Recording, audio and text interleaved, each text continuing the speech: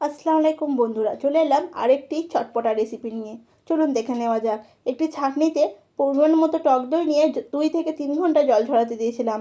জল ঝরে গেলে একটি পাত্রে ঢেলে নিয়ে তাতে দিয়েছি আদা কুচোনো, লঙ্কা কুচোনো, ধনেপাতা কুচোনো, নুন, চিলি ফ্লেক্স, একটু সামান্য পরিমাণে চিনি গুঁড়ো করে দিয়েছিলাম। তার সাথে দিয়েছি বিট নুন দিয়ে ব্যাটারটা ভালোভাবে ফেটিয়ে রেখে দেবো। তার সাথে দিয়েছি গোলমরিচ গুঁড়ো। তারপর আবার ব্যাটারটা ভালোভাবে ফেটিয়ে রেখে দেবো। আর একটু অন্য পাত্রে বেসন নিয়েছি, নুন দিয়েছি, বিট নুন দিয়েছি, অল্প পরিমাণে ধনেপাতা কুচোনো, অল্প পরিমাণে হলুদ গুঁড়ো আর অল্প পরিমাণে হিং দিয়ে অল্প অল্প জল দিয়ে ব্যাটারটা একটু পাতলা করে নেব। তারপর দুটো ব্রেড নিয়ে গ্লাসে করে এরমভাবে গোল করে কেটে নেব। তারপরে দইয়ের যে ব্যাটারটা করে রেখেছিলাম একটা করে ব্রেড নিয়ে তাতে ভালোভাবে লাগিয়ে দেবো। তারপর অন্য একটি ব্রেড নিয়ে ওই আরেকটি ব্রেডের ওপরে দিয়ে তারপরে বেসনের গুলাতে ডুবিয়ে ভেজে নেব, লাল করে ভেজে নেব। ভেজে নিয়ে সবকটাই তুলে নেব।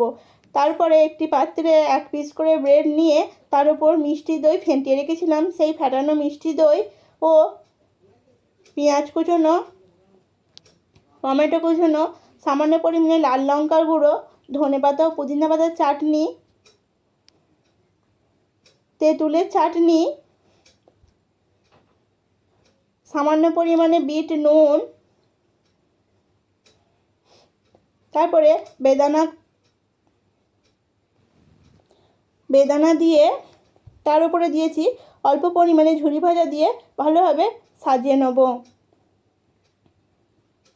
দেখতে যতটা সুন্দর লাগবে খেতেও ততটা সুন্দর।